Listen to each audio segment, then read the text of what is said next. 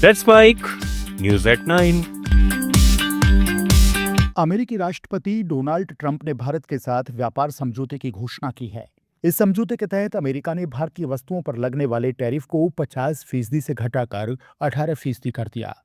Trump ने कहा था कि भारत इस समझौते के तहत रूस से तेल खरीदना बंद करेगा, लेकिन क्रेमलिन ने स्पष्ट किया है कि उसे भारत से इस बारे में कोई आधिकारिक जानकारी नहीं मिली है।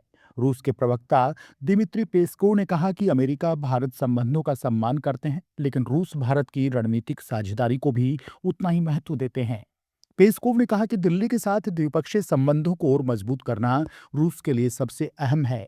गौरतलब है कि 2022 में रूस यूक्रेन युद्ध के बाद भारत रूसी तेल का सबसे बड़ा खरीदार बन गया था। इस समझौते से भारत को अमेरिकी टैरिफ में बड़ी राहत मिलने की उम्मीद है। कनाडा के प्रधानमंत्री मार्क कार्नी ने दावोस में बड़ा बयान देते हुए कहा कि दुनिया की पुरानी व्यवस्था टूट रही है और अब मध्यम ताकत वाले देशों को साथ आना होगा। बिना नाम लिए उनका इशारा भारत की ओर माना जा रहा है। इसी के एक हफ्ते बाद प्रधानमंत्री नरेंद्र मोदी और यूरोपियन यूनियन प्रमुख उर्सुला वोन डेर लेयन ने 18 साल से अटकी भारत EU ट्रेड डील को मंजूरी दी, जिसे मदर ऑफ ऑल डील्स कहा जा रहा है। इससे करीब 2 अरब लोगों का साझा बाजार बनेगा। दरअसल अमेरिका के भारी टैरिफ और चीन की बढ़ती आक्रामकता के बीच भारत अब नए वैश्विक साझेदार तलाश रहा है। ब्रिटेन, ओमान, न्यूजीलैंड के बाद अब कनाडा भी बड़ी डील की तैयारी में है। अमेरिका ने भारत पर लगाया गया टैरिफ 50% से घटाकर 18% कर दिया है, लेकिन रिश्तों में आई खटास साफ दिखती है।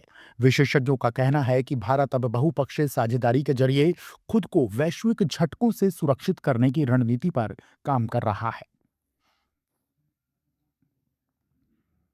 हिंद महासागर में एक अदृश्य युद्ध चल रहा है और भारतीय नौसेना इसकी सबसे मजबूत ढाल बनी हुई है। हर दिन करीब 1000 कमर्शियल जहाज GPS जैमिंग और साइबर हमलों का शिकार हो रहे हैं, जिससे उनकी लोकेशन सैकड़ों नॉटिकल मील तक भटक जा रही है। Information fusion centre Indian Ocean region यानी IFC-IOR इन गड़बड़ियों को रियल टाइम में ट्रैक कर रहा है और जहाजों को अलर्ट जारी कर रहा है। रिपोर्ट के मुताबिक कई जहाजों के AIS सिग्नल ईरानी बंदरगाहों, ओमान के रेगिस्तान और दुबई के रिहायशी इलाकों में दिखाई देने लगे, जिससे टक्कर और ग्राउंडिंग का खतरा बढ़ गया है। 2025 के पहले 6 महीनों में IFC-IOR ने 140 समुद्री डकैती, 568 तस्करी और 359 अवैध मछली पकड़ने की घटनाएं दर्ज की। गुरुग्राम स्थित ये सेंटर अब दक्षिण पूर्व एशिया से अफ्रीका तक समुद्री सुरक्षा का केंद्र बन चुका है। दुनिया का 80% से ज्यादा व्यापार समुद्र से होता है। ऐसे में भारतीय नौसेना हिंद महासागर में सुरक्षा की पहली रेखा बनकर खड़ी है। कनाडा के सरे शहर में घर के बाहर हुई गोलीबारी की घटना में 3 भारतीय नागरिकों को गिरफ्तार किया गया है। सरे पुलिस के मुताबिक आरोपियों को रंगदारी विरोधी अभियान के तहत पकड़ा गया। गिरफ्तार किए गए युवकों की पहचान हरजोत सिंह, तरणवीर सिंह और दयाजीत सिंह बिलिंग के रूप में हुई है। तीनों पर हथियार से फायरिंग का आरोप है और उन्हें 5 फरवरी तक रिमांड पर भेज दिया गया है। पुलिस के अनुसार 1 फरवरी की सुबह क्रेसेंट बीच इलाके में एक घर के बाहर गोली चलने और आग लगने की सूचना मिली। मौके पर पहुंची पुलिस टीम ने कुछ ही देर में तीनों को हिरासत में ले लिया। सरी पुलिस ने बताया कि आरोपी विदेशी नागरिक हैं और उनकी वीजा व इमिग्रेशन स्थिति की जांच के लिए कनाडा बॉर्डर सर्विसेज एजेंसी को भी शामिल किया गया है। गिरफ्तारी के दौरान 2 आरोपियों को चोटें भी आई हैं, क्योंकि उन्होंने पुलिस निर्देशों का पालन नहीं किया। फिलहाल मामले की जांच जारी है।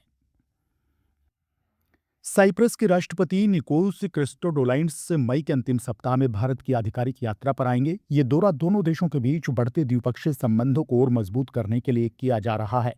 साइप्रस के उच्चायुक्त ईवा गोरस व्रायोनाइड्स ने बताया कि अगले